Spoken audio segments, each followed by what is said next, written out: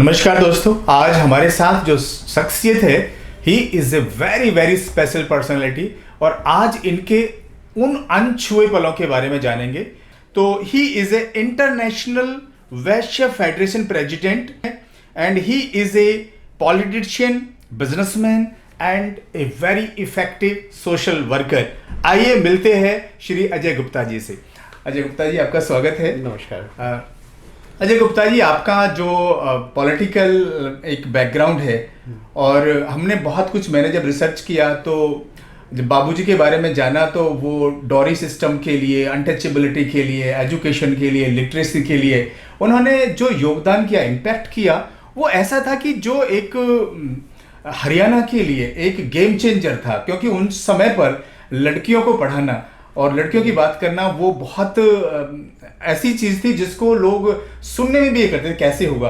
तो कैसा रहा आपका सफ़र, और मैं जानना चाहूँगा कि वो कौन सी वैल्यूज़ है जो आपको लगता है कि उनको आज भी कोई अडेप्ट करेगा तो अपने आप में ज़रूर वो रूपांतरण ला सकता है। तो थोड़ा सा बाबूजी के उस दौर के बारे में बताएं जब वो 75 से और 77 का दौर था। आप तो ज़रूर छोटे होंगे और जो सीखने का टाइम था वो भी वही था। जरूर हम जानना चाहेंगे कि वो कौन सी लिविंग थी जिससे आप प्रभावित थे और जो एक सीखने की चीज़ें थी हमारे लिए। First of all I will like to thank you कि आपने मेरे को आज बात चर्चा के लिए बुलाया है, मेरे से बातचीत कर रहे हैं। मैं अपने आप को बहुत किस्मत वाला समझता हूँ कि मेरे आज ऐसे परिवार से संबंध है, मैं ऐसे परिवार से हूँ जिसने हमेशा समाज सेवा के लिए ही कार्य किया। बाबूजी बनारसी दास गुप्ता जी, जिनको मोस्टली लोग पॉलिटिशियन कम एक समाज सुधारक के नाम से ज़्यादा जानते हैं, तो मैं उनको अपना आइडल मानता हूँ और उन्हीं के सिद्धांतों पे चलने के अपना प्रयास करता हूँ। तो 72 के अंदर वो राजनीति में, तो वो पहले इंडिपेंडेंस से पहले उन्होंने फ्रीडम फाइटर थे और उसके बाद फिर वो 67 में एमएलए बने हरियाणा में।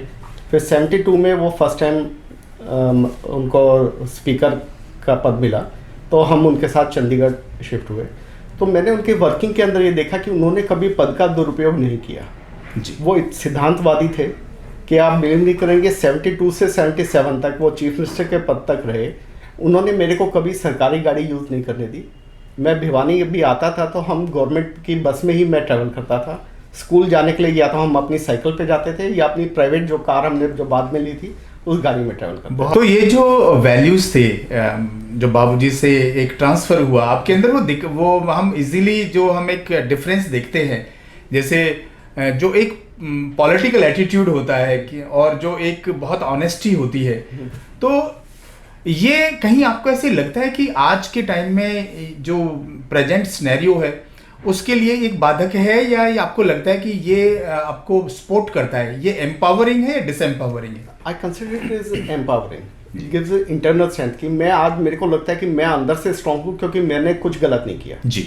आज being family of ex CM, लोगों को लगता है कि पता नहीं कितने पैसे वाले होंगे, करोड़पति होंगे, बट हमने जो बाबूजी ने अर्न किया वो था उनका नाम और उनका स्ट्रेंथ। उनके नाम जैसे उनके जब डेथ हुई तो ऋषि मुनि, अपने जो जैन समाज के मुनि जी हैं, उन्होंने एक बहुत अच्छा संदेश लिख के भेजा था। बोले कि मैंने पहला एक राजनीति ऐसा देखा जो इतने पदों पे रहते हुए भी उसके जब वो गया है तो उसकी चादर पे एक भी दाग नहीं था। क्या तो ऐसी बातें, उनका करेक्टर जो था उसी से उनको आई है, तो मैं उसको स्ट्रेंथ मानता हूँ, इट्स नॉट ए वीकनेस। बिल्कुल। सो अजय जी, एक ऐसा पॉलिटिशियन जिन्होंने अपने जीवन में कभी कोई जो वैल्यूज़ रहती है, या वो दौर ऐसा था कि उस टाइम पे वो वैल्यूज़ उनको हेल्प कर पाई, लेकिन आज के टाइम पे आपको क्या लगता है कि वही वैल्यूज़ आज भी हेल्प करती? जरूर करती है कि आज भी, क्योंकि आज जैसा दौर चल रहा है, हर तरह के पॉलिटिक्स में भी लोग हैं ऐसा, और सभी जगह आपको मिलेंगे, बिजनेस में भी मिलेंगे, सब जगह मिलेंगे।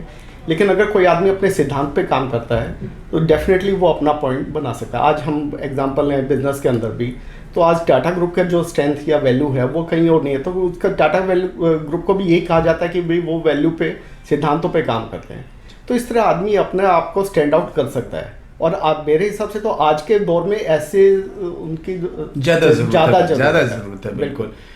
तो दोस्तों, एक लाइफ में वैल्यूज़ का होना और सरकारी तंत्र को यूज़ नहीं करना, ये ऐसा rare of the rare example है जिसको हम देखते हैं कि ऐसे ऑफिसर्स भी हैं, कमिश्नर्स भी हैं, जो सरकारी काम अपने गाड़ी से करते हैं और प्राइवेट काम नहीं करते हैं। लेकिन ये वैल्यूज़ अगर आज 2021 में देखें तो ये गेम चेंजर हो सकती है, ट्रांसफॉर्म हो सकती है। अजय जी से और जानते हैं। तो अजय जी, फिर अब आप अगले 2 से 5 साल में अगर अपने आप को देखते हैं तो किस तरह से आप अपने आप को देखते हैं? पॉलिटिशियन ज़्यादा, बिजनेसमैन ज़्यादा, या एक सोशल वर्कर ज़्यादा?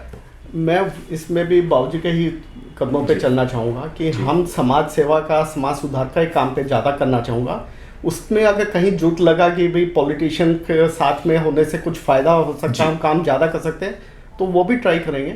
लेकिन मेन उद्देश्य हमारा वही रहेगा कि हम समाज में चेंज कैसे ला सके, सुधार कैसे कर सकें, तो उसी के अंदर कार्य ज़्यादा कर रहे हैं।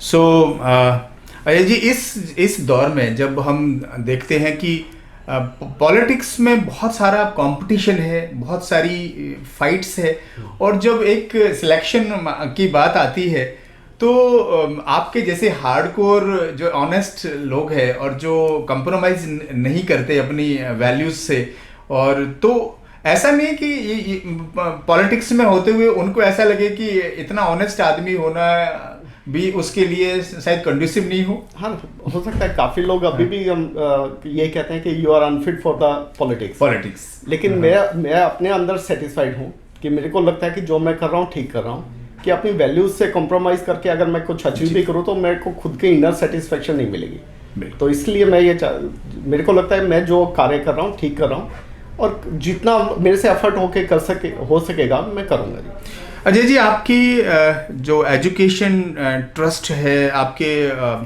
पीजी कॉलेज भिवानी में है, तो उसके जरिए आपका जैसे जो बाबूजी से ही शुरू हुआ वो, हाँ, तो उसका किस तरह से आप समाज में एक मैसेज दे रहे हैं, और उस एजुकेशन में क्या क्वालिटी आप अपने तरफ से डालना चाहते हैं?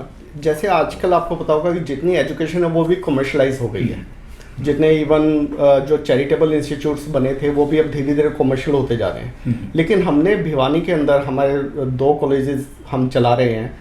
आदर्श महिला महाविद्यालय, जहाँ पे लड़कियाँ को free education, almost free education हम दे रहे हैं। ऐसे वैश्य महाविद्यालय, उसमें हम जो यूनिवर्सिटी की फ़ीस होती है और जो चार्जेज होते हैं वो ही लेते हैं। बाकी सारा हम अपनी तरफ से फंड्स अरेंज करते हैं। हमारी सोसाइटी बनी हुई है, सोसाइटी से करके हम फ्री एजुकेशन कर रहे हैं। हमारा उसमें उद्देश्य यही है कि हर बच्चा, उसको जो टैलेंट है उसके पैसे के अभाव या साधन के अभाव में वो अपनी शिक्षा को में कहीं पीछे ना रहे, उसको पूरा अपॉर्चुनिटी मिले और वो अपने आगे एक्सेल करे। आज हमारे कॉलेज से कितने ही IAS IPS बन के निकले हुए हैं, काफ़ी बैंक्स के सीनियर मैनेजर, सब जगह हर फील्ड में बच्चे हैं। तो उनको मौका ऐसे ही मिला क्योंकि उनको कोई लिमिटेशन नहीं थी जी, उनको फाइनेंशियल कंस्ट्रेंट नहीं था। और जो आदर्श महिला महाविद्यालय, इसकी स्थापना इसलिए की गई थी कि बाबूजी ने ये देखा कि लोग 11th के बाद में अपनी लड़कियों को आगे नहीं पढ़ाते थे, इसलिए क्योंकि वहाँ पे खाली को-एड स्कूल था, कॉलेज था। तो उसमें यह था कि भी वो बच्चों को, लड़कियों को भेजना सेफ नहीं मानते थे, इसलिए वो महिला कॉलेज शुरू किया ताकि बच्चियों को आगे माँ बाप पढ़ाएं, वो बच्चियाँ भी अपना आप को प्रूव कर सके। इसके लिए उन्होंने ये आदर्श महिला महाविद्यालय एक धर्मशाला में शुरू किया था। और उसके अंदर वो 11th पास जो बच्चे होते थे उनके घर घर जाके उनको पेरेंट्स को कन्विंस करते थे कि अब हमने एक ऐसा कॉलेज बना दिया जहाँ पे आपकी बच्ची सेफ है, आप उसको पढ़ाएं, आपका कोई खर्चा भी नहीं लगेगा, फीस भी नहीं लगेगी, उसको आप आगे बढ़ाएं। क्योंकि उनका मानना यह था कि एक लड़की पढ़ के 2 घरों का उद्धार कर। बिल्कुल बिल्कुल, बहुत बड़ी बात। उसी उद्देश्य से उन्होंने ये शुरू किया और ये 1969 में उन्होंने स्टार्ट किया था। आज हरियाणा का बेस्ट कॉलेज का उसको अवार्ड मिला है।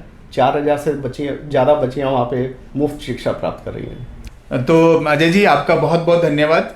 तो ये थे अजय गुप्ता जी हमारे साथ में, और जो उनकी वैल्यूज़ है दोस्तों, मुझे लग रहा है कि आज के मॉडर्न पॉलिटिक्स के लिए वो दौर 77 का, वो वैल्यूज़ और करेक्टर वाले और स्टेबल मेंटेलिटी के वैल्यूज़ वाले पॉलिटिशियंस हमारे साथ आएंगे तो देश का भी भला होगा, समाज का भी भला होगा, और हम एक अच्छी स्वच्छ पॉलिटिक्स से एक रूपांतरण देखेंगे जो हमारे राज्य के लिए, देश के लिए बहुत ज़रूरी है।